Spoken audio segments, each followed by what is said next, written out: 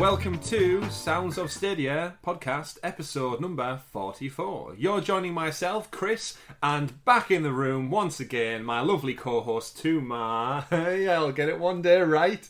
This way. Mr. Tom. Welcome back, sir. Welcome back. Thank you very much. I'm glad to be back. It seems like a lifetime. It somehow. Does. In the world of lockdown and the internet, you miss 1 week and it feels like an eternity. And yet I haven't been out the house officially to do anything really of note for several months now. and yet this seems to be the driving thing. Below our wonderful co-host Tom, we've also got the man of many pixels, Mr. Richie as well. Johnny goes once again for episode 44. If you are new to the channel, this is your weekly gaming Stadia podcast where we talk about all platforms, as we will do this week. We've got some great Xbox news, showcase comparison talk coming up. We've got some great new exciting news for Stadia. We've got some APK file breakdowns, because we all know we all love to talk about the details of what's coming to Stadia, in and amongst all of the stuff. But yeah, gentlemen, I think I want to start off with, obviously, we welcome you back, Tom. Nice to see you again. Thank you very much. We might as well welcome you back as well, Richie. Yay, thanks for coming, Richard. And here we are, episode 44. Don't forget to like the video and give us a subscribe, as it really does help with our metrics and brings you the content you love to hear. We might as well start off, lads, with Richie's retcon ritual this week. There's something we need to address. For those of you listening on Spotify, Google Podcasts, or on YouTube, or Stitcher, whatever other podcast platforms you may be listening to us on, what is that, Richie? What do we have to address to our lovely audience right now? We've been having some audio issues over the last few weeks. Can you hear me? Can everyone hear me? I'm hoping that the audio is good. This isn't an ironic. Yeah. If I sound crap, I'm sorry for that joke. But we have been having some audio issues. We've been working behind the scenes to try and balance the audio a bit better. So hopefully right now this is nice and crystal clear and things are balanced better between the three of us. Yeah, better balancing act. But again, we do want to address that. We try our best to bring the top quality level that you expect to see from three amateurs in their bedrooms, recording every Sunday in between our work lives and schedules and family and friends and everything else, just to bring you a lovely, crisp and clean edited podcast. But yes, as Richie said, we've been tweaking behind the scenes. Yeah, I do actually want to thank everyone for the feedback, though, because that feedback is invaluable to us. Is invaluable or is invaluable? Invaluable will be without value, so it's priceless. But it's worth saying as well is that the whole process is still a learning. It is a learning process for us as well. So it's a learning curve, definitely. So again, we really do welcome any of the feedback that our viewers do give to us, because it helps us grow, it helps us evolve, and it helps us learn along the way as well. And sometimes I think that's quite critical to obviously providing better content. So again, if you're listening to this, whether on YouTube or on any of the podcast platforms, reach out and let us know if you've got any tips with things like this too, because we're always very much looking for ways to sort of move this forward and improve things for you too. 100%. And we've all learned along the way. I, for one, started this thing off being like a very avid gamer, but I hadn't touched a PC and a laptop outside of maybe a Word document here and there in a long time. So getting familiar with how audio, gain, boost, all that kind of stuff, buying microphones, lights, it's a crazy setup. But here we are at episode 43. Chris was then disappointed that Mr. Paperclip was gone. It shocked me. Get the Mr. Paperclip game on Stadia right now. That guy should not disappear into the Matrix. Away from that worm game. We are still waiting on that crazy worm game. We forgot about that. But anyway, you're not here for us to talk about OBS, metrics, up and down, YouTube subscriptions and all that kind of stuff. You are here for the Sounds of Stadia podcast, which, as mentioned, we're up to episode 44 right now. 44 in the docket. Speaking of making content and getting stuff right, we might as well touch on some of our housekeeping for you all this week. Myself and Richie jumped into some more crazy orc-killing action fun this past Thursday with Orcs Must Die 3, which is obviously a Stadia exclusive. It is on PC, I believe. I'm not wrong in thinking that. Or is it just Stadia? No. It is exclusive to Stadia. Oh, I thought it was Stadia and PC. I think it might be a timed exclusive. That may be where I'm thinking. Part 4 of my very own Monster Boy and the Cursed Kingdom playthrough also went live this past Saturday. Go check that out. I fell into the ice caves. And I fought an ancient frog, gentlemen, an ancient frog, which I was not expecting to see. They stagger the boss fights very interestingly in that game. There's never like a definitive endpoint. It just kind of interstitially sprinkled throughout the levels, which is it's quite a surprise when you drop down the hole and there's a giant mother and frog that you eats you and you're fighting from the inside out. Very, very crazy, but I'm having an absolute blast with that. So tune in and check that out. Fight. Unexpected boss fight, exactly. But I'd like to know, to start off with, before we get into the news, what have you two been playing? Ooh, that is a good question. Actually, after following along with your Monster Boy playthroughs, it's actually really inspired me to jump into the game, and I'm having a really good time with it. I just think that there's something about it that it's so slick, it's so smooth when you play it as well, and like the cartoony element is just so nice to look at, and it's as you've said before on the podcast, it's misleading because it looks like it's going to be a really easy game, but it's actually such a bastard. It is really tough at times. Really painfully tough. But yeah, you're sort of coaxed as well to try to explore all of the different areas that you come across too, with your different powers based on what monster forms you've got unlocked and so on. And I am really sort of a lover of the Metroidvania type games, so I enjoy that element of I've unlocked a new form, so I've got a new ability, which means I can now climb up walls or something like that. So then I can go back to this area and I can sneak through a little hole, and then suddenly I found something that I didn't know I could find before. And I love that. I don't. Because I like to clean up an entire area before I move on. Some Metroidvania games are annoying. Like, I don't have the ability to finish this area, but I want to finish the area. Yeah, there has been a few times where I've came across like certain areas and I know I can access it, but I'll need to unlock something clearly later on in the level, but then I'll forget where it was at and I get lost a few times. Actually, we'll have all had this. You'll have all had this, audience out there as well, when you don't play a game for so long. So obviously I've been recording a couple of these in sections and doing 2 episodes at a time. And going back, even just after a week detached, and I start the level again and I'm the pig character, I have no clue where I'm at, which direction I'm going. And the game doesn't really do that well in pointing you. It doesn't go like, oh, welcome back, you need to head back down this way. And I'm going left, I'm going right. And because the map is kind of up, down, left and right in any direction, I kind of just, there's a few times I start off and just head totally right and get to like a dead end and go, oh, it was left, I was supposed to be going. Oh, yeah. Or I've missed the little bullet point that pops up and goes, oh, meet me at the Mystic Forest. And because I've kind of read through it, but not really, because I'm trying to stream and talk at the same time, it just goes in one ear out the other, and then I'm sat there going, I have no idea where to go. There's actually a point. Like, where's this forest again? Yeah, and there's a point in next week's video, part 5, which goes live, where I believe I do get stuck at a waterfall for around about 10 minutes. In the video, I actually check it on YouTube to see what the hell I'm doing wrong, because I get that lost. And I didn't have to go that way, and it's laughable, and you can laugh along with me because I feel like an idiot at the end of it. But that's gaming in general. Eh? We have to have a laugh. Yeah. Speaking of gaming, then, gentlemen, Richie, I know what you were playing, but anything else? Yes, you do. Bit of Ox Must Die.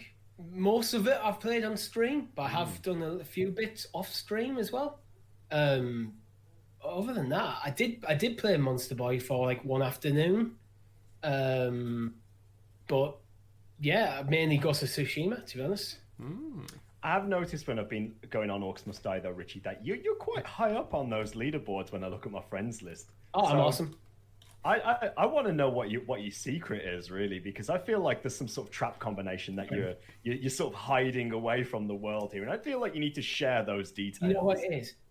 You have to get your traps laid out clean. There has to be a nice pattern. You get bonus points for having a nice pattern. Ooh. No, you don't really, but that's us all. I always get frustrated if like the pattern isn't nice. No, yeah. I'm with you on that one, Richie. I like a nice mosaic of spike trap, brimstone, honestly, brimstone. I'm being a bit of a perfectionist with it, so if I in like the early rounds one orc gets past me, I'm just resetting. That's probably why I'm getting so high a score. It's just by rinsing and repeating, so I'm not just getting through the level and moving on. I'm literally coming out with like full skulls on every level before I move on. Brilliant.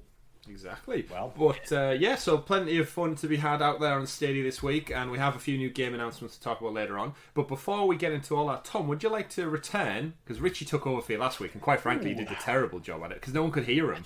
Would you like to give us a lovely loud rendition of a nice, loud, bassy, super sexy special Stadia Story segment, aka The news. I thought you were going to go full Brian Blessed there, and you didn't. Hello. There's always room for Brian Blessed, bless him. Stadia. It could actually be him. It could be Flash Gordon. I think that's that's how you have to intro the news now, is Brian Blessed. With Brian Blessed. Oh, bless him, bless him. Is he? I'm right in thinking Brian Blessed. I feel like he's one of the only human beings in the world to have climbed Everest without oxygen or something. Because he's got that big lung capacity or something. He didn't need the oxygen once he got to a certain height. Don't know if we'll get it for us. Don't quote me on that. But I'm sure he's got some kind of award or accolade for reaching a certain height without the need of oxygen. That is a bizarre fact, if that's true. I'm pretty sure it was on. I feel like it was on QI with Stephen Fry, who's another awesome dude. Huh. But yeah, we might check that afterwards. Richie might be checking it right now. I can see his eyes scanning around. No, I'm just reading it though. But maybe by the end of the show, we will have that Brian Blessed fact for you wrapped up. Just because we wouldn't want to leave you hanging with that kind of thing, hanging off the top of Mount Everest. Or even Everest. I'm pretty sure it's supposed to be pronounced Everest. But anyway, this isn't a show where we talk about mountains. What we do want to talk about is amazing gaming platforms and all the fun and enjoyment we have throughout them. So this week we had a busy week in gaming in general, as tends to be the trend right now in the middle of summer. We are Brian blessed to have all these games coming out right now and announcements from every industry, every developer, every publisher, every console manufacturer, maker, platform under the sun. This week had a big drop of games in the form of the Xbox Showcase, which again, we know it's a Stadia podcast, but a lot of the news that's been in discussion this week around Xbox and going forward with xCloud and the comparisons with Stadia Pro, they're starting to become bigger voices in the industry. So I think we might as well address it. Gentlemen, did you both have an opportunity to check out the Xbox Game Showcase to start off with? I had it in the background while I was playing Ghost of Tsushima, to be honest. I didn't pay full attention to it. Mainly because I'm not really that bothered about Xbox, to be honest. It's an interesting one because I think as we sort of know, Microsoft has gone through this process of literally grabbing, like snatching each and in every little developer of video games in the middle of the night away from other people and just buying up every single studio that they possibly can.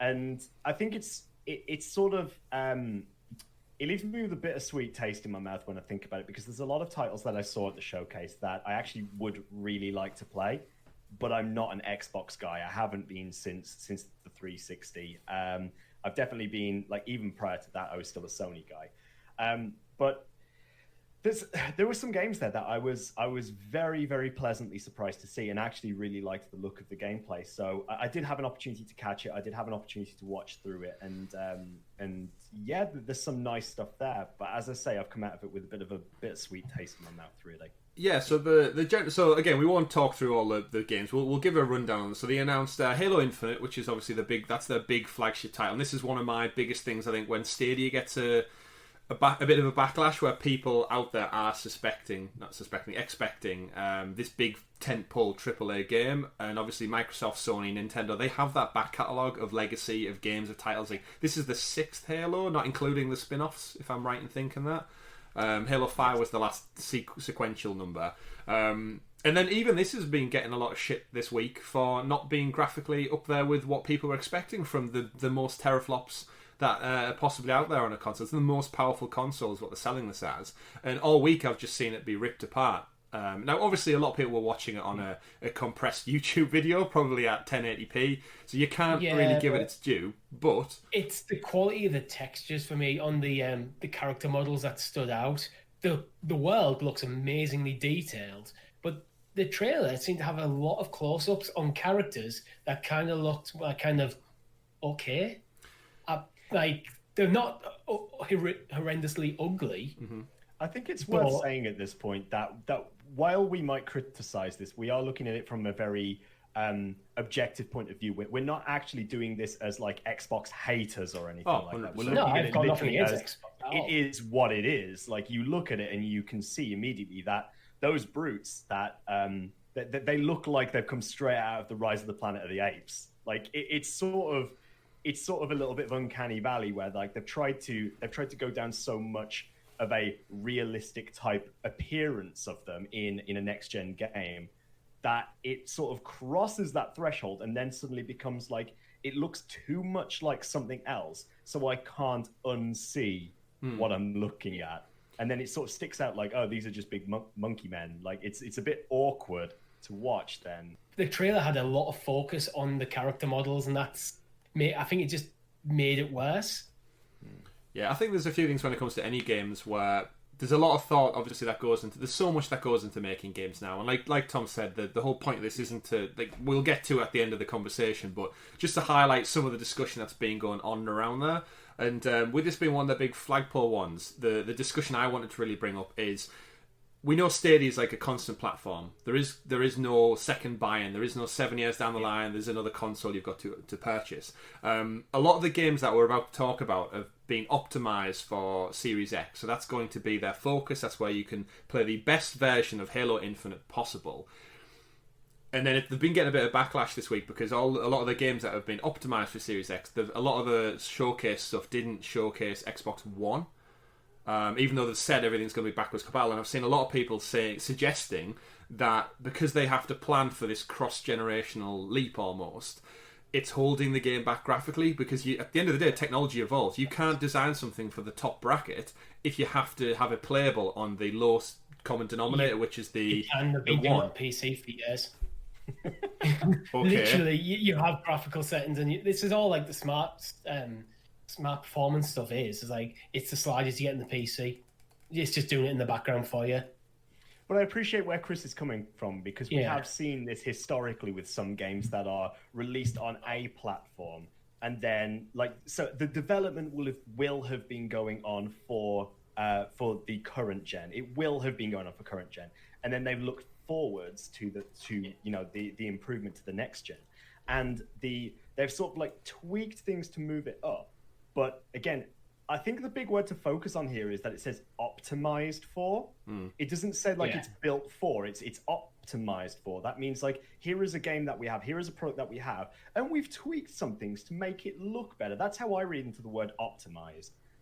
It's going to work great on the Series X, but it's not designed for the Series X. I don't know. I might be digging a bit too deep here, but I think you probably are because I think consoles now basically mini PCs, to be honest. So I do think when they say optimize, that's basically them saying this is where we put most of the effort into make it play and look the best. Yeah. Anything else, your performance, it's not going to be as good.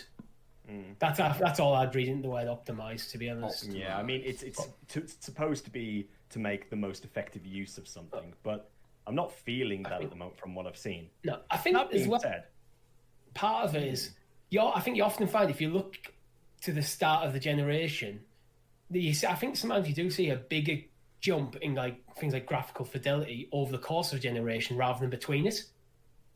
Yeah, because everything's kind of cross. Better with the tools. Yeah.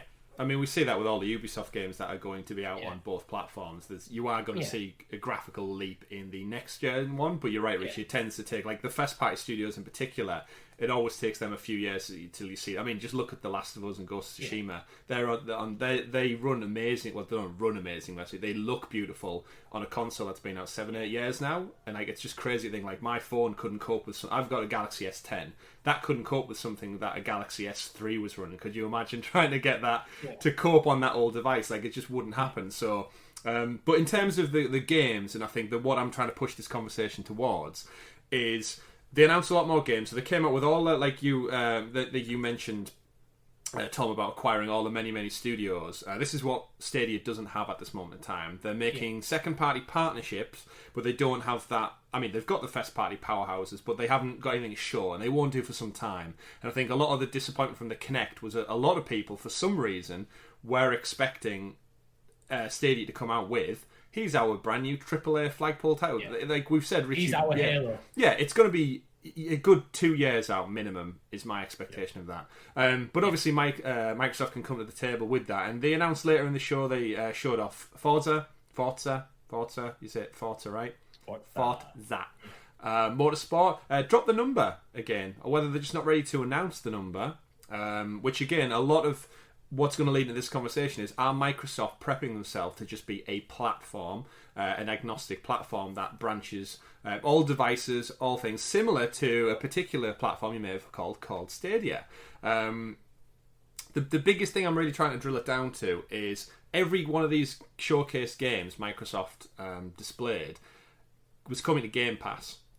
And last week we discussed on the show, Richie, Game Pass is going to include xCloud. Yes, going forward. We spoke about the value. We said it's amazing. I, for one, am a Game Pass Ultimate subscriber. I think I pay £3.99 a month. And yeah, it gives me all Microsoft titles day in, date on launch. So that means I could play Halo Infinite, I could play the new Forza game, I could play the new Fable game, Avowed, and all the other ones that they show, the Gunk they showcased. Who shows that name, Shocker? That's a terrible name for a game. Quick shout out to that, actually. The Gunk is actually franchised by the guys who made SteamWorld. So it is a timed exclusive for Series X, Xbox One, and PC. Interesting. But is there scope for that to come to Stadia? It's out there. Yeah. We have all of the SteamWorld games on Stadia. And this is what we're trying to drill down to. So now xCloud is included in Game Pass, and they're getting all the games day and date. At what point, like, do we start genuinely starting to compare this with Stadia Pro? And Richie, you said before in the past, you think Stadia Pro is going to be more for the smaller titles, and you still pay for the big AAA games. xCloud and the Game Pass is essentially becoming this now, except for you get the benefit of the Microsoft titles. And then I was thinking over the last couple of days about Stadia Pro. We just got Optimised for free, which is a Stadia exclusive game, or time exclusive. We got Guild for free. So that's the two exclusive partnership games from the Stadia exclusives we've got for free with our with our Pro Pass.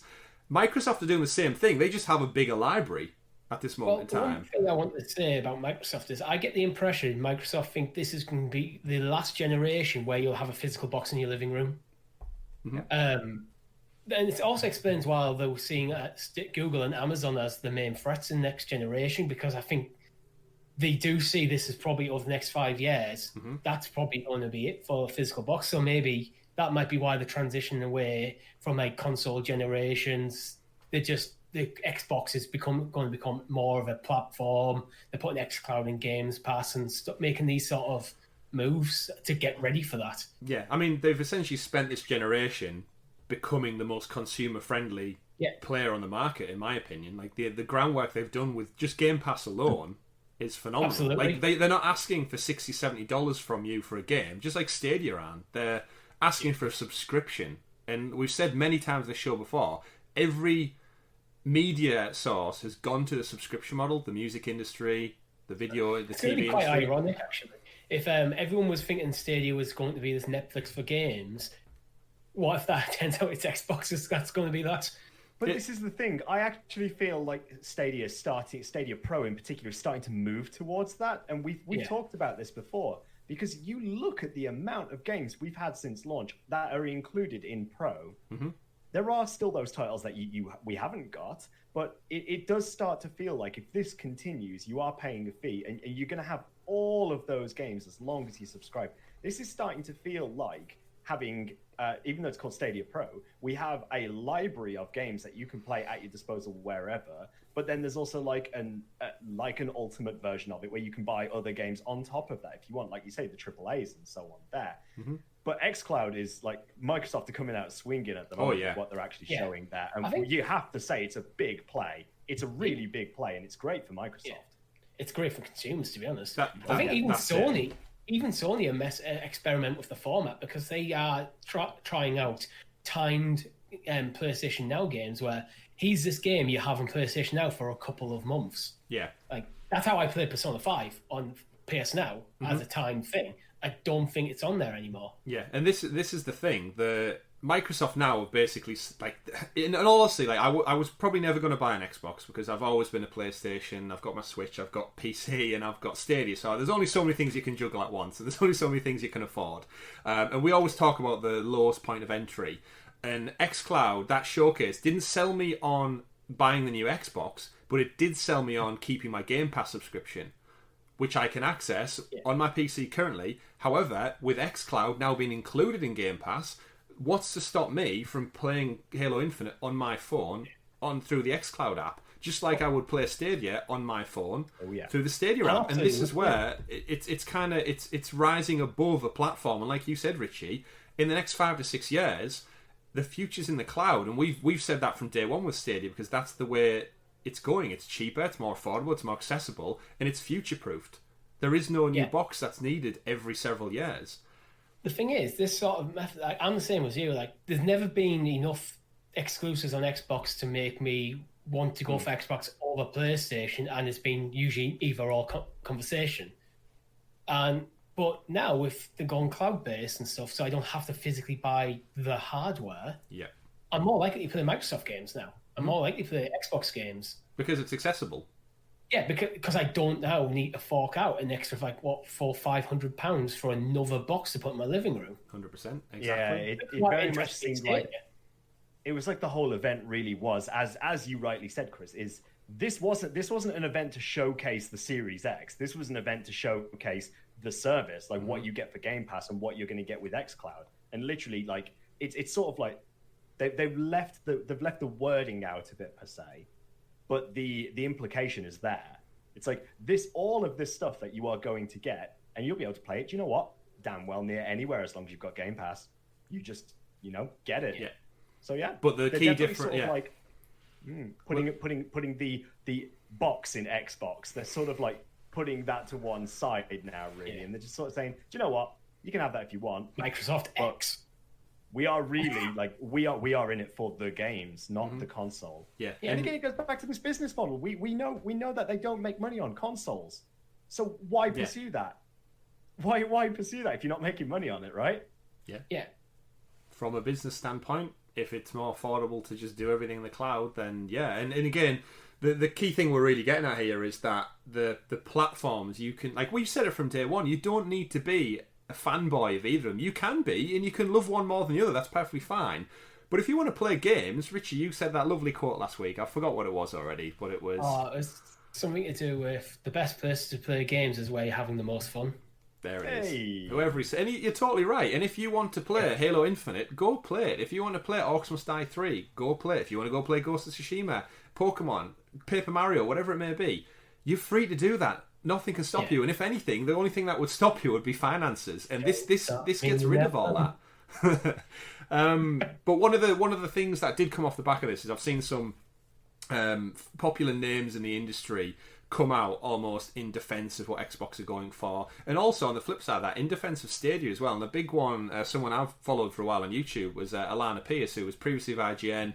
She's now kind of funny. She does a couple of other shows as well. I know she's started just an Xbox show, ironically enough, this past week with a bunch of other people. But she made a video where someone interviewed her regarding Stadia, and it was really, really great to see just some genuine honesty coming out of someone who's trialed it. And throughout the entire video, she caveats it with, I'm not a big fan of her. She's like agnostic to all of them. She plays on all platforms. She loves this, she loves that, she loves the games. That's what we're all here for, the games.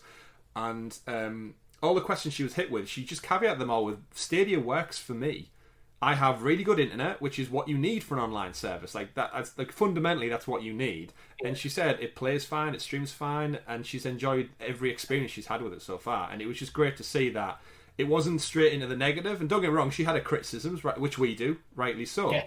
That it's not a complete service. It should still be in beta. The library is it's not comparable with the rest of them in the market. We said that from day one. We know that it's only 6, 7, 8 months old. That was inevitable, and I've said pretty much since the early days of this podcast that I think you're going to see the indies quicker than the AAAs because it just takes longer to port. Yeah, and I was speaking to my other half actually regarding that video. I think just after I watched it, and one of the criticisms, as always, will be the library isn't big enough, and then they joke about bringing older games over. But the reality is we need them older games for the library too. If you were to open up a little independent bookshop in your local town right now, and you didn't bring any of the legacy books that existed before today, you're going to have a very small library for a very long time. You need the Charles Dickens books. You need to get J.R. Tolkien books. You need them because guess what? That's the legacy of the industry you're in. So Stadia needs old games. I think we're going to need to remember as well that with regards to the older games, it's not like, say, a PlayStation 4 when once you've got your PlayStation 5 in your living room, chances are that's going in a box in the shelf somewhere to collect dust. Yep. May never be touched again. Yeah. It's going to be a continuing thing. So having older games there is probably a good thing, to be honest.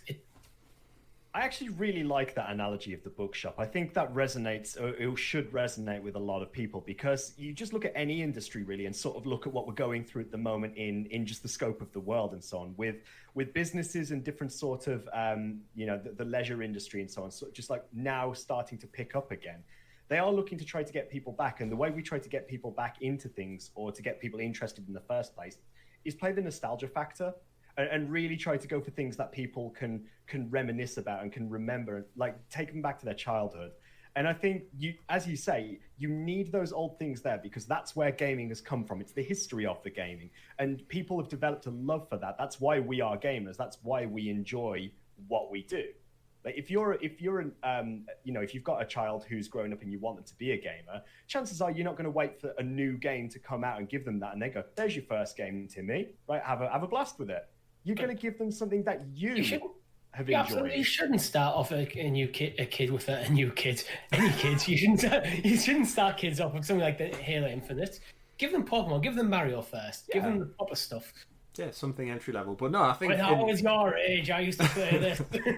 But I think it really rings true, because, again, you mentioned other industries there, Tom, and now you've kind of opened my eyes up to, yes, the bookshop analogy works fantastic, but we look at all the other platforms we said have went digital and went to streaming and subscription models. Imagine if Spotify had started off with no back catalogue of the Beatles, no back catalogue of Michael Jackson, and it was like, oh no, you only get the new music going forward, you don't get any of the old stuff. No one would go to it.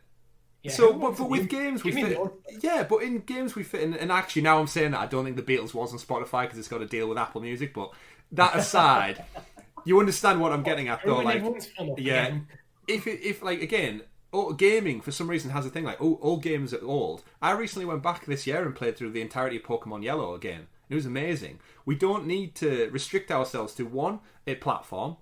An age of a game, because if Stadia's taught me anything, there's plenty of games that I missed over the last 4, 5, 6 years, and I've had an absolute blast playing them recently on Stadia. And we need that library, we need that back catalogue of games just to flesh it out, but to more importantly, just give us variety. Variety is the spice of life, right? To caveat all that, we do need the new stuff as well. Oh, yeah.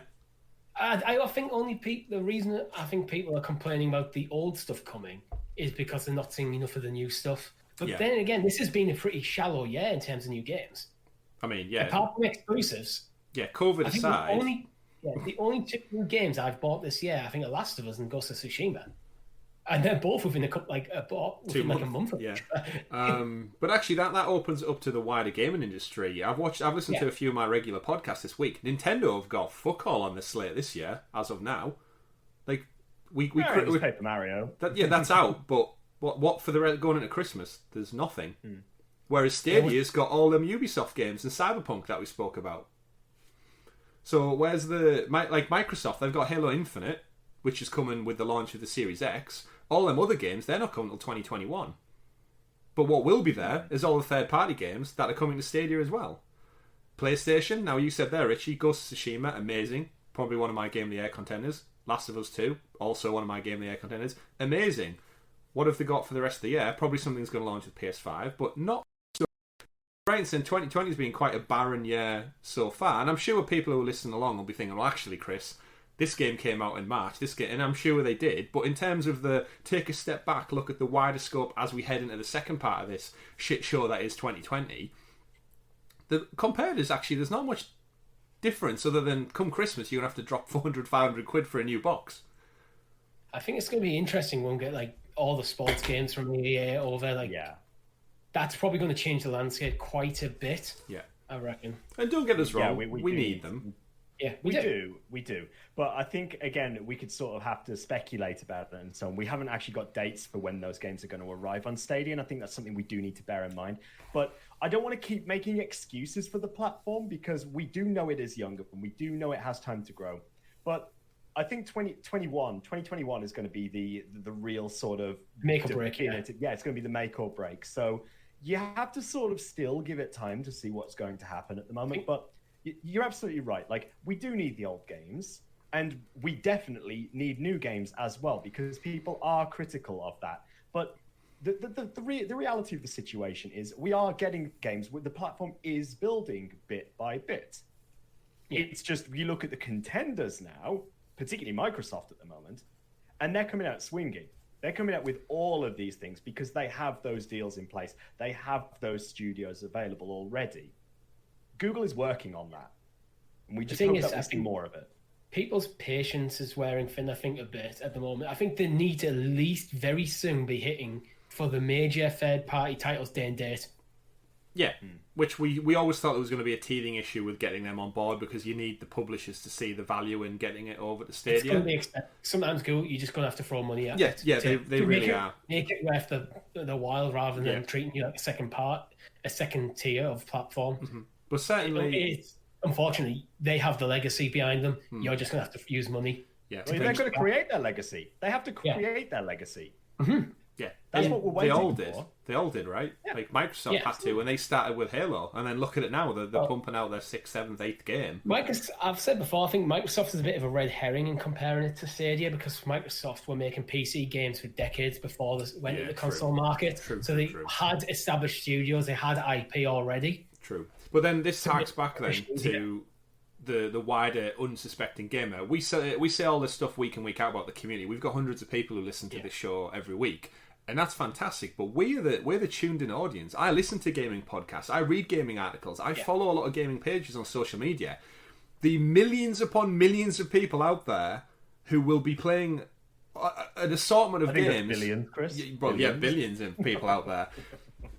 As Stadia does start to genuinely, you'd hope, ramp up its marketing, as will xCloud and as will whatever PlayStation have to offer, it's going to come down to price. That at the end of the day, that is the price and the accessibility. Yeah. And we've all said before, Stadia has a really good foot in the door with that. They just need to implement it correctly, just like xCloud is going to, and just like Microsoft and PlayStation are going to. The right marketing, things like a FIFA or Call of Duty, these games that people just play, that's all they play. They buy a console for that game. The right marketing, Stadia can hoover up all of them. Yeah. Especially if it's cross-platform play. Yeah. And all this, there's no worrying about, my friend's playing it on PlayStation, but it's like, well, I don't want to spend £450, £500 on a console. I can just play on Stadia and play with them. Yeah. And play it on my phone, because that's a big thing. Yeah. I think I've always played FIFA casually, or sports games casually, I should say. The fact that I can now play it on the move with your phone, it just adds another dynamic. If I'm commuting to work on an hour-long journey train, and we'll get into it about being able to, sort your transfers, do your team management, it's all that kind of stuff that you maybe still want to do sat on your couch necessarily, because you're not getting the full effect, but you can do on the move. And it's that, again, getting gaming anywhere and everywhere into people's lives, just like mobile gaming took off. Like, mobile gaming didn't exist 10 plus years ago, and it's so accessible. Everybody's got a mobile, and everybody plays. It's one of the biggest divisions. It makes millions and millions. I think statistically it actually accounts for 59% of the entire gaming industry at the moment. So more than half. Vastly more than half. And guess what? Half of them are Android-ran phones, which are powered by Google. I've said before, if I was Google, I'd almost get rid of the gaming side of Google Play and integrate it directly into Stadia. And then have Stadia on everyone's phone out the box. I'm sure they've had that discussion, Richie. I'm sure they've had that discussion. Yeah. But maybe they want Stadia to stand alone for now, and then we'll see where it goes. But they probably do, because if you do that, then everyone looks and goes, it's just a mobile gaming platform. Yeah, you want to distinguish. Snobby about it. But then saying that, look how many people play Call of Duty mobile and Fortnite mobile now.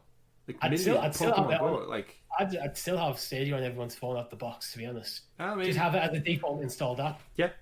I mean, that's what they do with lots. That's what Apple do with all their built-in things. Yeah, so you can install it if you don't want it, but if you get a handful of if you get 1 in 10 people clicking on that app, even if 1 in 10 of them, I mean, Tom says, this is cool. Yeah, I mean, Tom, you're a big iPhone user. Did you remember the day you got that U2 album for free from Apple Music? Or Apple iTunes were just like, here's the album for free, and everyone was like, we don't like you two. I don't want them on my phone. It was like, here's a free album, but so you can also be too invasive with that kind of thing. Yeah, you say that, but I mean, Windows PCs have been coming with Internet Explorer installed on them for a very long time now, and it is not a good internet browser. But it's Microsoft Edge now. It's Microsoft Edge. And it deletes Internet Explorer still exists. It is a separate browser. It exists for the older generation. Yeah, I literally had a Microsoft Edge update, mandatory from Windows update, that deleted my wireless card. Well done, Microsoft. Well done. Well, speaking of deleting things, let's talk about some actual new games we got announced this week coming to Stadia. Perfect segue, thank you, Richie, into the newly announced for Stadia, super hot Mind Control, delete Richie's wireless card, coming the end of, coming soon. They need to get rid of this coming soon thing, right? This is one of the bugbears that we've all got about Stadia. Stop giving us hashtag coming soon. Give us a freaking date for the games, like every other platform. Even if you're going to delay it, that's fine. Just give me some, like Cyberpunk. We've had about 50 dates for that at this point, but at least we've got a date. Just don't say coming soon. Well, I don't know. I don't like the thought of not. It's just if you don't have a date on it, don't pretend you do. Yeah, coming soon. But either way, Tom, would you like to run us through Super Hot Mind Control Delete if you've got it open in the dock there? Yeah, absolutely. So Super Hot Mind Control Delete. Actually, I was quite surprised that I say surprised. I'm pleasantly surprised that it's now been announced for Stadia, because the release trailer for Mind Control Delete actually came out a couple of weeks ago, and a lot of the Stadia community, obviously, we very much keep our eyes on the Stadia community and seeing what people say. A lot of questions were going out about saying, oh, okay, well, we've had Super Hot, so are we getting this? Because it is a new Super Hot title with loads of new mechanics, loads of new levels. It's essentially, a new Super Hot game, a sequel, per se. Mm-hmm. But the Stadia community were never really told that it was coming to Stadia. It was announced for a lot of other platforms, but not Stadia. So what I sort of didn't understand at first is a lot of people were saying, well, okay, we're clearly not getting it because we're not announced to Stadia. Why is there this discrepancy between us finding out to other platforms finding out? That's one thing that I sort of want to address while we're on this point here. Yeah, actually. I mean, when are we getting SpongeBob? That was the thing that it was announced. It was all over the marketing. No, that's the thing. It's now out. It's getting terrible average ratings, but it's out and it was coming to Stadia and coming soon. And the date for release on other platforms has came and gone, and we don't have a release date for Stadia. But I guarantee you, a lot of people out there thought it was coming with the other ones. What did we see? Oh, was Ghost Recon Breakpoint this week? I think got an update or announcement, and Ubisoft failed to add the Stadia title at the end of the video, even though it's coming. I made a bit of a joke on Twitter, which is it's essentially, when even the games on Stadia don't know that they're on Stadia. And I know a number of content creators in the community as well also caught onto that. I believe Bill and Lloyd from Stadia Cast as well also clocked onto that fact as well. Oh, you mean the Xbox sleeper agents? Yeah, I saw people giving them shit saying they're trying to gather up all the Stadia fans and convert them over to Microsoft after their podcasts. Because you can only have one console. Yeah. You have to pick your tribe. I mean, we could practically be the same this week. We've spent half an hour at least talking about Xbox and how they compare with Stadia. So if you're listening to this and you're a Stadia fan, cancel your Stadia Pro subscription and get yourself over to Ultimate Game Pass. Well, in reality, right now, taking fire from all sides. In reality, you have to look at the competition to be able to make an informed opinion of the platform that you support. You have to. Yeah. Like, you can't have an unbiased look at... You can't have a well-rounded argument, I should say, not unbiased. You can't have a well-rounded argument without considering all angles. Because if you don't, you're just blindsiding, half of the discussion and just going... You become part of the problem. Very in that true. case. In your little silo. But getting back to these games. So one thing I'm just a little bit not 100% on is fantastic. We're getting the new Super Hot game. But why are we saving these announcements for the weekly blog? Why not? When we know that it's happening, why not just announce it with everyone else? It's a terrible place to announce things because most people don't care about Reddit. Well, I just sort of feel like, are we in this sort of situation where if they save these games for the weekly blog, that's like the big capture point, isn't it? So we see these weekly blog posts where it's like, oh, Stadia update, we're getting 3 new games. Yeah. If they just drop them throughout the week, like as and when we find out that they're coming to the platform, does that mean that then when the blog comes out, it's just like, oh, hi, yeah, it's the Stadia weekly blog here. We've had an update to the game, and these are some games that are coming soon, but not the 3 that we've previously announced during the week. Well, I don't know. I don't think it would hurt Stadia at all to have the information come out in multiple places. So what if people read the blog and go, I've already know that information? I don't think that's a problem, to be honest. No, I don't either. I don't. It still sits quite bizarre with me that like a game like Super Hot Mind Control Delete has already been announced for other platforms, but didn't include Stadia. And whether there's something behind the scenes, like the deal wasn't quite fleshed out, or it wasn't quite sorted, I don't know. But that's the marketing team to deal with that stuff. Like, it is. But other than that, as well as Super Hot Mind Control Delete, Chris, we also got Sniper Elite 4. We did coming. Indeed.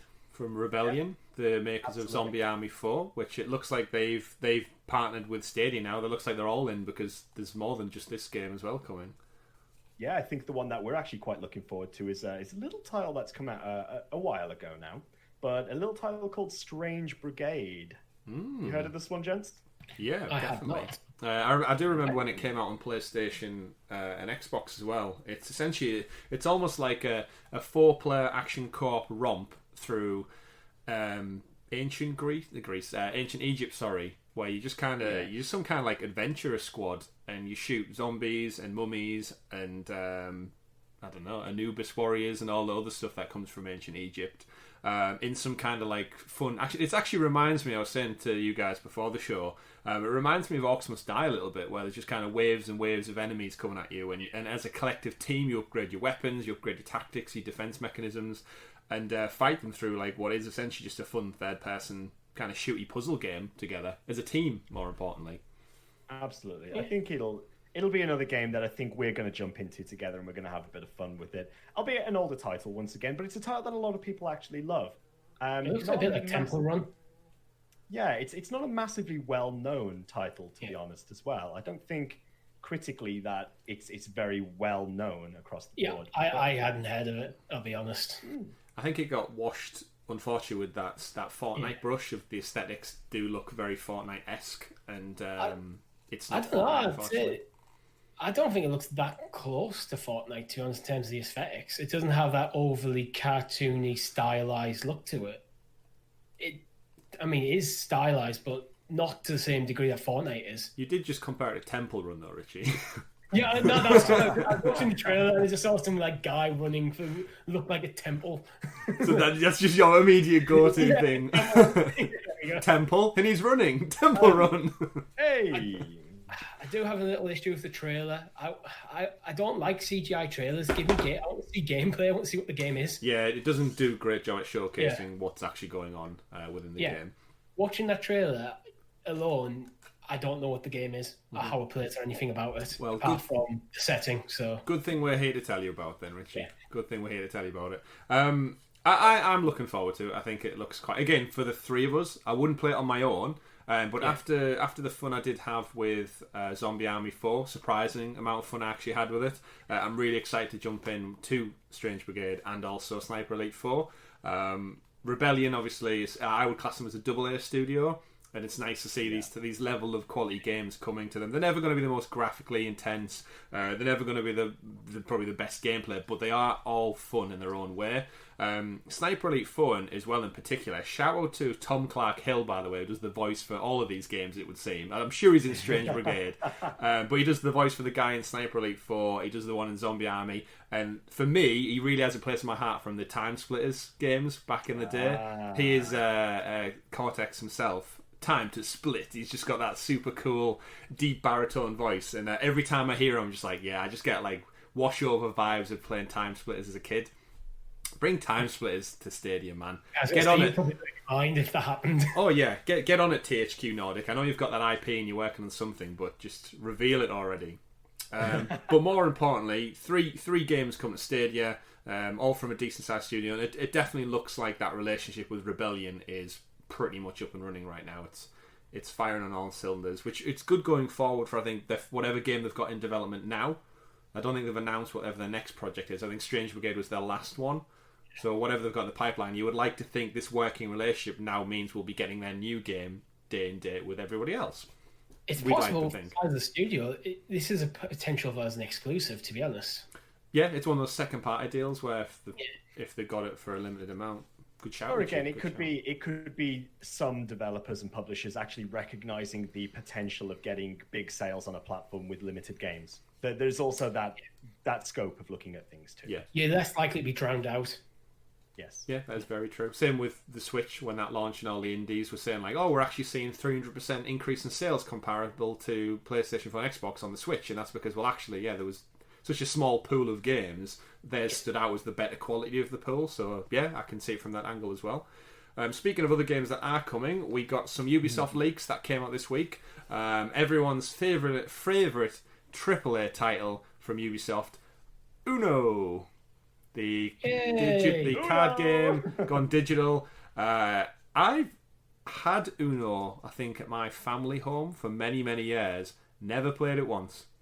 Your family home, as opposed to your home where your family don't live. Yeah, our second home, Richie, in the Everglades. You know what I mean. My old home, my parents' house. But yeah, I feel like we owned Uno in several different variations, whether it's the mini game that goes in the car, the game that sits in the house, but I've never played it. I remember seeing the coloured cards, and I've just we never played it. Interestingly, I feel like, similar to you, Chris, I have Uno, but I also have played Uno. But I also feel like I have Uno on every single console that I've ever owned. Like, so it just feels like this game. Number one Uno fan. Is it Uno fan? I'm not because I feel like I remember having it on the Xbox 360 through arcade. I think I had it on PS3, PS4. Like, it just keep giving it to you. It just feels like it's Ubisoft. It's one of these games that, like Monopoly, it exists everywhere. Uno is like a bad rash. It just gets everywhere. It gets under your skin, and it's just Uno. It's just there. It's like, I don't know. If we're going to give everyone a breakdown of like Strange Brigade and Sniper 84, what's the breakdown for Uno, Tom? In a quick snippet. What the hell do you do with it? As a pro Uno player, you want me to explain the rules of Uno? Not all of them. Just in it's something to do with numbers, obviously. What is? Do you shout Uno out when you win? You can only play cards that match either the color of the card that's already down or the number of the card that's already down. Certain cards will actually change things. Change things on the fly. Like a 2 might mean that somebody next to you has to pick up 2. Or you've got like a color changer where you can play and it changes to any color of your calling and so on. But the aim of the game is to get rid of your cards as soon as you can. However, if you get down to 1 card, you have to declare Uno at that point. If you do not declare Uno and somebody else plays... That rule always causes arguments in any sort of game. Oh, you didn't declare, you only have 1 card left. Yeah. It has to be under my breath, Uno. Sounds like a drinking game. I mean, it can be. It sounds like a scream. My only... concern with this, in line with Monopoly as well, is this going to come out at a stupidly high price point at like £50, and then there's going to be a pro deal that's going to bring it down to about £12, which is where most people will get it, but then it just sits at that stupidly high price point for what I wouldn't. Yeah. When it comes to Uno, I do not think it is worth more than perhaps $3.99. I really, really don't. Like, it's a game you can play, but it is a game that, in my opinion, it's been on console after console after console. I don't know. I feel quite critical about the fact that Ubisoft want to bring Uno to Stadia. I'm grateful for the fact that they want to bring more games to Stadia. It's the same reason like probably to bring a Monopoly, where you can spend like your Uplay points and stuff, so it encourages people to buy more Uplay points, and it's probably an easy get port over. This is just probably back to Uplay inevitably being a thing, right? We had our Ubisoft Forward. We had jack shit from them about that. We had our Connect event where we thought, oh, it's right off the back of the Ubisoft event. We might hear something there. Nope. Yeah. But evidently there is more trickling games coming to Stadia from Ubisoft. And again, we've praised them before for their partnership and their work. They're bringing games over to Stadia. And this is just another string to their bow as such. And actually, off the back of that, we did also find out that there is another Ubisoft Forward, which they did mention later this year. It's scheduled in for September. So we'll no doubt have more predictions, which we might be might be a little bit more wary of this time round. We know where. Yeah, let's just go for it gung ho again. We'll mess with our audio again, and we'll give shockingly elaborate predictions, because that's what this is all about, having fun. Yeah. I do sometimes wonder whether these new announcements of future forwards and future connects and things like that are a little bit of like a reactionary response to the fact that people look at the prior event and then go, well, that was shit. They didn't really show us anything. But don't worry, there's another one coming. I think what they're doing with it, I wouldn't be surprised if a lot of developers are taking this year, publishers as well, thinking, well, there's no E3, so there isn't this big tentpole event when all eyes are on gaming, full stop. Mm-hmm. So if we just do smaller things, but if we just keep telling people the next one's coming soon, then it almost gives them a free pass when it's just a smaller. It's almost like the Nintendo Directs with them being quite regular. You don't have to go all guns blazers every single time. Yeah, I feel like it's sort of an event that they can really, perhaps at the first event they can sort of gauge the response really, and then moving on to a future event they could be like, well, it's clear that the audience weren't quite keen on getting all of this information. They want to see new stuff, so let's actually give them a taste of what's in the oven.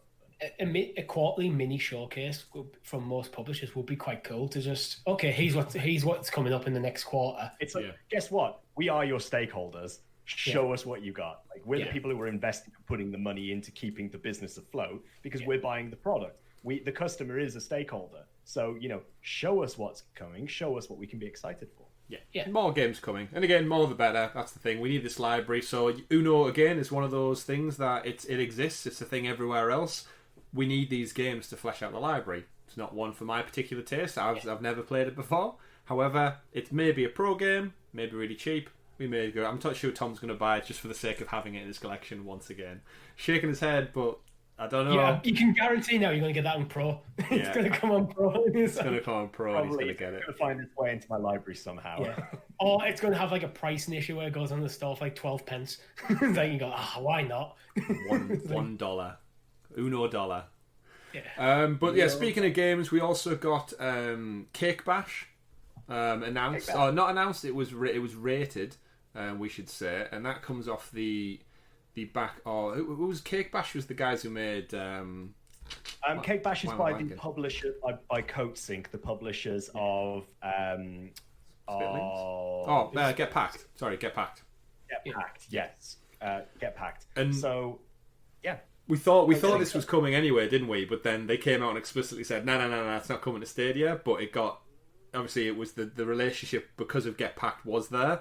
And evidently now it's bear in mind the rating was on the German ratings board. But that's the great thing with ratings boards is all other countries do them at different rates and different paces. And evidently, the Germans just have it done. Cake Bash ratings rated for Stadia. It seemed to be the biggest spoilers of their announcements at the moment. Yeah, I don't know. I get the reason for things like NDAs and so on, but it's so infuriating from a point of view where we report on news and so on. When you find a bit of information, you go, is it coming to Stadia? And then they go, no. And then a month later, it's like, yeah, it is. Like, we couldn't say anything before. We've got legal deals behind the scenes. It's sort of like, it can be a bit infuriating. Yeah, and it's a pro game, probably. One of those things. Speaking of pro things as well, off the back of Cake Bash, we'll talk about that more when it's actually officially announced to be #coming soon to Stadia. We got some more pro deals dropped this week, which again we get them every month. There's some games. Any of them particular tickle your fancy, guys? So we've got Assassin's Creed Odyssey. This is back to your loving argument, Tom, that all the games are just cycling through discounts now. I feel like Assassin's Creed Odyssey is on about a 20th discount, along with Mortal Kombat down to £20.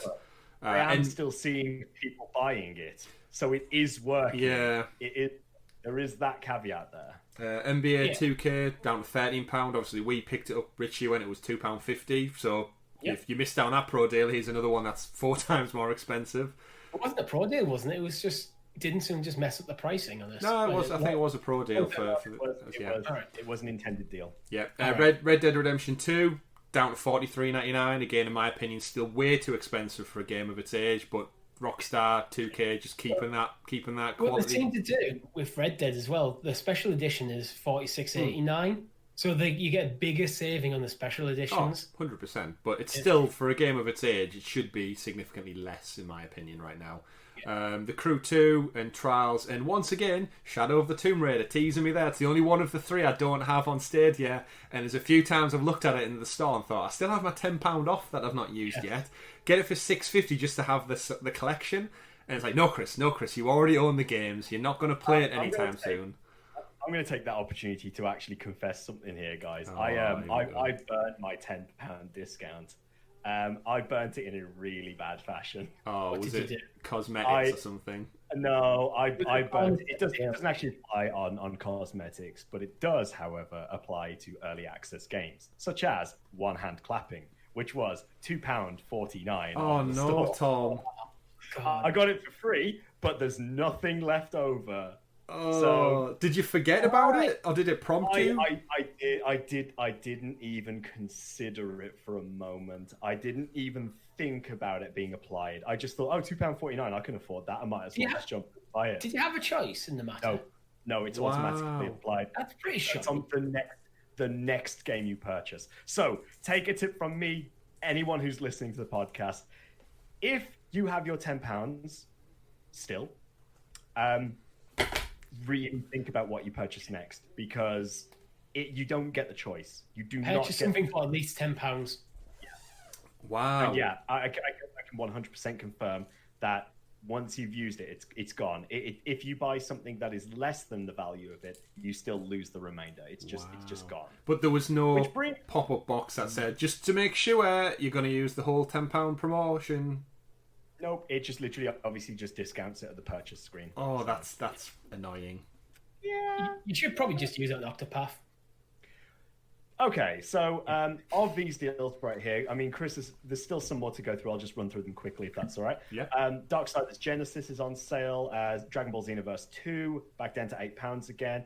Farming Simulator 19 at $23.99. Monopoly $13.50. Octopath Traveler $39.99. I am going to pick up Octopath Traveler at that point, at that price now. But it would have been nicer to have it at $29.99. It certainly would have been. This is kind of something Stadia need to address then and look at, because obviously that's £10 of giveaways a promotion, but if there's at no point as I say, would you like to leave your promotion for maybe a more expensive item? That would be great. The other caveat, I've seen a few people in the community talk on Facebook and Twitter, still not being able to use their Google Play credit when it's less than the total value. So again, Tommy's still that. I still have £35 sitting in my Google Play account that I cannot use because it's not. So yeah, PC. So you couldn't buy Octopath Traveler because you're £5 short of the total, right? It still needs to be the total cost. Yeah. But I still also have £35 credit that I cannot use regardless. Still, to this day, I still have £35 in my account that was gifted to me as a Christmas gift that I still cannot use on games because I don't have an Android phone. Right. Oh, of course, yeah, because it links in with... It's only on Android that you can use it so far. So there's features that need... Yeah, they need to look at... They need to integrate it into Stadia rather than into the Android system. Interesting. But speaking of updates and features, just to wrap up this week's news, we've got some updates for Orcs Must Die. Had a patch, quite a large patch this week actually, as did Wavebreak. So we had our not issues I want to say, but we had our bugbears with Wavebreak when we did our live stream about like there not being a tutorial and some things that they implement. Under the map. Yeah, lots of things with like glitches and stuff. So they've came out with an update. They've pretty much did a massive overhaul of a lot of the little tweaks and frame rate, camera issues and stuff. They've gone in and done that. There's a big long list of patch notes. If you want to read through them, head over to our friends Dan and the team over at Stadia Source. They've given a full bullet point breakdown of everything over there. And then on the back of that, we also got an Orcs Must Die patch, which for anyone, Richie, you were on the leaderboards as Tom was saying. They were having an issue where the multiplayer leaderboards were actually superseding the single player leaderboards. So the games being played with two people had an unfair playing as an individual. Part of the patch, unfortunately, has wiped those leaderboards. So if you were up there at the top, you might want to jump back in and reaffirm your status as numero uno because you're not there anymore. The leaderboards are just between your friends, not. I don't think they're global, are they? There are global leaderboards you can check out. On that. Yes. Yeah. So Richie's like, I'm number one, and actually he's 4,600 and something. I might have been number one in the world at one of the levels. I was shocked that. I think I checked out the first level on Orcs Must Die 3 globally, and I think somebody had a score of like 2.8 million. And I just couldn't fathom how they did that. And then this mode on level 2, I have like 1.4 million. Oh well, there you go. Pro tip from the Orc Slayer himself. It's just getting insane when you get into like wave 25. I can imagine. But again, great updates. It's a bit unfortunate with the leaderboard thing, but at least they caught it early, and this wasn't several weeks, months down the line when there's been a lot of hours plugged into it. Again, they addressed it. They said apologies, but for one who's never that bothered about leaderboards online, it doesn't really matter. If it was between you two, obviously I'm better than you at it. I've got more points, but I'm not at that age where I really give a shit about online leaderboards anymore. I do now if I'm top in the world. Oh, is that a challenge, Richie? Is that a challenge? Are you going to join us on Thursday again? Aside from that, I think the only final news topic we want to touch on this week is the APK breakdown file. We won't go too much into detail because it is just a breakdown of techie specs in and amongst. Essentially, it looks like we're on the imminent cusp of getting mobile data being allowed to play on Stadia, which is again is in tandem with the xCloud news that you can play on mobile. Great news for myself and everyone in the UK who is accessible to a unlimited internet plan and no data caps. I think a big thing, actually, to hark back to the Xbox story we're talking about and the Alanah Pearce video, one of the biggest problems with data usage, and everyone on this side of the pond in Europe, we've had unlimited data on our home Wi-Fi for feels like my entire lifetime. I can't remember there ever being a data cap on a home internet. No, it's not a problem we have. So massive patience to you guys over the other side of the pond and in the States. If you're having, for sure. Yeah, if you're having to deal with like 50, 100 gig caps, Stadia obviously isn't going to be ideal for you whatsoever. Tom, you were saying the APK update comes with a low resolution for mobile devices. It does, yeah. What was it per hour? So, what it looks like within the APK is when we actually get mobile data usage, it looks like Google are actually implementing a 480p resolution as well. So we're obviously looking at dropping down lower than the 720p resolution, which 720p uses about 4.5 gigs of data per hour. So obviously, if you're on a 50 data limit, you've got 10 hours worth of gameplay there pretty much. 480p uses 2.7. It's still a big chunk of data, that is. Still a big chunk of data right there. And with mobile plans in the UK, we do have a lot of people who are on unlimited now, but a lot of people within the UK on mobile data plans they still have a cap in terms of the amount of data they can use. So having that 480p option is quite nice, but again, home internet, there is no need for that because it does not exist in the UK. It doesn't exist in the UK and most of Europe. It's just a strange thing across the pond in the US. Yeah, and massive shout out for the patience you've got with that. I know we've talked about, Richie, I think, pre-show about it being regulated over here, and Ofcom don't allow companies to cap stuff unfairly, and they have to be consumer friendly. It's the cap for a home Wi-Fi is literally an arbitrary cap. It cost your internet provider nothing to remove that cap, apart from they'd lose out sales and higher data packages. It's all virtual currency. It's the same with texts and minutes. It doesn't cost them any more to give you unlimited minutes as opposed to 100 minutes. It's just all virtual currency. But they do that for marketing reasons. But it's good news. Personally, I have unlimited 5G data in the UK on my mobile device, and then, like you said, Richie, I've had unlimited my entire adult life at home. So this is great news to me. It means I can play on the go, and with the rollout of 5G, for better or for worse, all of you tinfoil hat conspiracy people out there listening, it's non-ionized, don't worry, it can't hurt you. But with the rollout, the connectivity and stuff going forward, Stadia is only going to get better on the move over time. Like, if we look back in 10 years when everywhere's 5G, we're going to be able to game on the go on our phones, no problem whatsoever, and it's going to be an amazing world to live in. The one thing to remember as well is when we're talking about 480p, it seems terrible when everyone says, like, it's all about 4K now. The smaller your screen, the less that matters. Yes. Yeah. 100%. Yeah. Some of the other points they brought out was there's an update to family sharing that's in there, which we must be on the cusp of family sharing now. I think there was a few leaks within the Stadia app where a few people were actually able to capture the family sharing icon starting to show up. Hopefully we get a really good price for Stadia Pro, where essentially you're probably going to be able to, just like Netflix and stuff, be able to play it on so many shared devices. Like, you register the devices of the Stadia app, and you'd imagine you can share it with however many at the same time. So someone can play Orcs Must Die 3, someone can play, I don't know, Hitman in the future, and at the same time, if they're on the family sharing plan.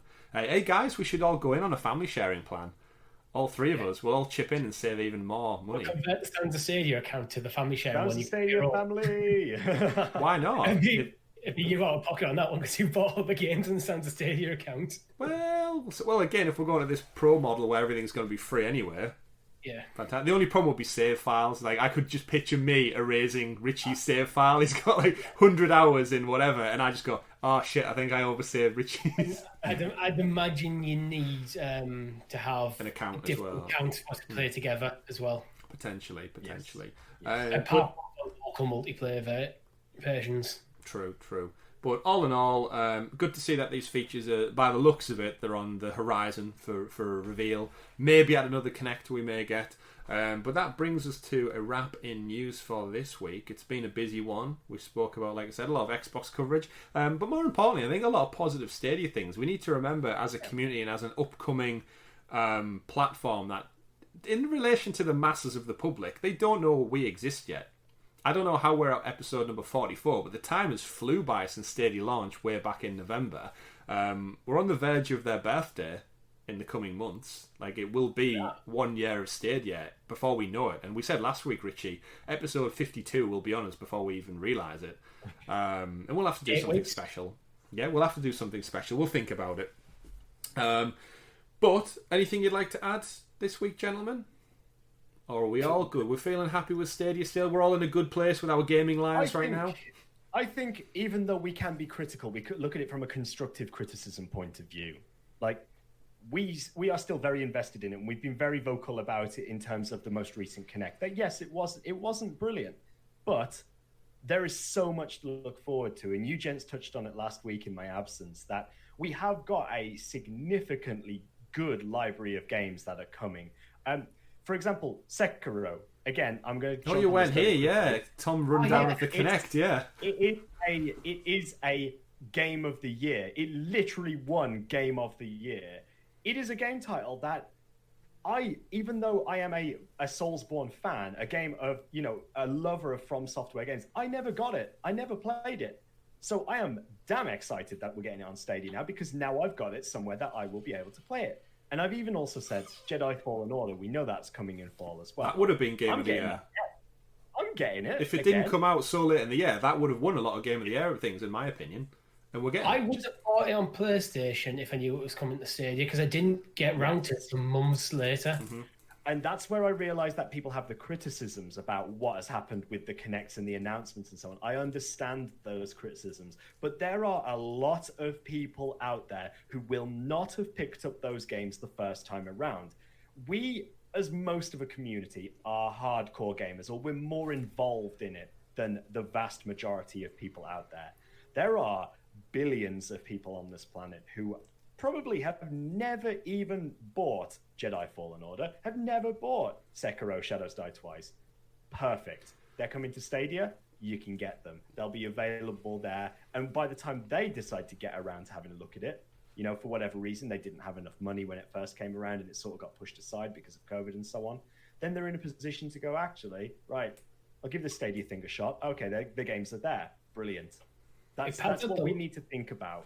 It pads out the library for new people coming in, so they'll look at the library and see Jedi Fallen Order, see Sekiro and things like that, and go, oh, I never played them. Yeah, and this is the thing when you talk about the numbers, actually, it's a great point to mention, that like games like The Last of Us, of all these tentpole games, then Sony come out and go, oh, it's sold X amount. We've got to remember, games like Uncharted 4, The Last of Us, the original game and stuff, they sell Spider-Man and God of War and stuff, they sell upwards of like 8 to 10 million in their life cycle. There is 110 plus million PlayStation 4s out there in the wild. That is actually a very small number in terms of people and the uptake of who actually buy them. Like, obviously, the third-party titles do a lot better, but out of the player base that is essentially there, that's not a great figure. I mean, it is great financially in terms of exclusives, but like, yeah, Horizon, I think, like the same with the best launch, was like 2-point-something million. There's 110 plus million players out there who aren't so that's what, a big percentage who aren't playing that game. 2% of your market. Which is crazy. And that's when you're saying there, Tom, the billions of people who aren't hardcore gamers, aren't included, but Richie, like what you said, they'll look at the library and go, oh, Star Wars was a game of the year. Oh, Sekiro was a game of the year. Oh, what else has come out? Far Cry 6 is there. Cyberpunk's there. Valhalla. Watch Dogs Legion. FIFA. It will Madden. Build up. It will build up. We know a lot of lapsed gamers in the community who have got back into gaming because of Stadia. Yeah, because it's that entry point. Yeah. But speaking of an entry point, let's look at an exit point right now, because we've been talking for well over an hour, as we usually do on this show. But thank you very much, ladies and gentlemen, for joining us for episode 44 of the Sounds of Stadia podcast. My name's been Chris. I've been Tom. I've been Richie. We've been Sounds of Stadia. Thank you very much for listening. Do not forget to like the video, subscribe to the channel, and we'll see you all again next week. Bye. Like it now. Like it now. Like it now. Uno.